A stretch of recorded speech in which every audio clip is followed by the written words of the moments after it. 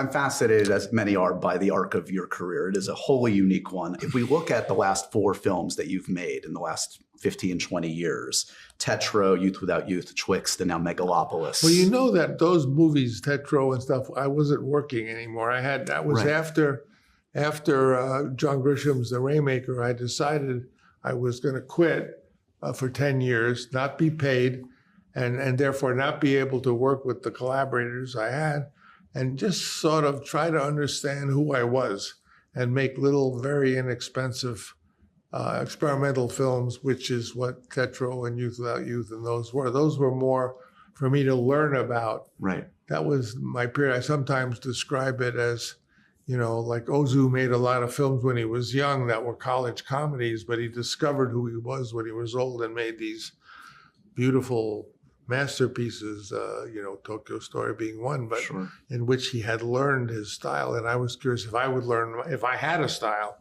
And that was what I did during the stuff you just mentioned. Those movies you made were all they were not really sort of professional movies.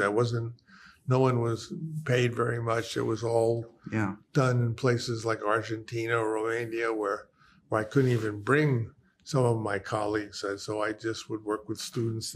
This wonderful photographer who eventually did Megalopolis was a film student when I hired him on Youth Without Youth. I mean, as you well know, this is not the norm. And I guess it's a byproduct of several things, which is you had such an unusual start to the career. By the time you're 35, you are touted as arguably the greatest living filmmaker. You've won every award. Even with all that success, when I went at the high point of my career to want to make Apocalypse Now, everyone said no.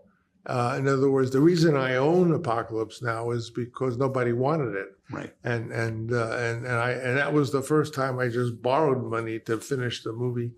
Interest was at 20% in those days. So imagine if at the high, as you say, if you were the hottest director in Hollywood at the time and they still said no, imagine what they say when you're 85 and you're far from the hottest director around. They also say no. It's fascinating because often I have this conversation with filmmakers and even more so actors about, what we call imposter syndrome and self-doubt, no matter what you accomplish throughout a career. And anybody that's watched your work and has watched some of the significant documentaries about the making of your work, starting with George's documentary, obviously Hearts of Darkness. I know there's a new one that's been made for the making of this film.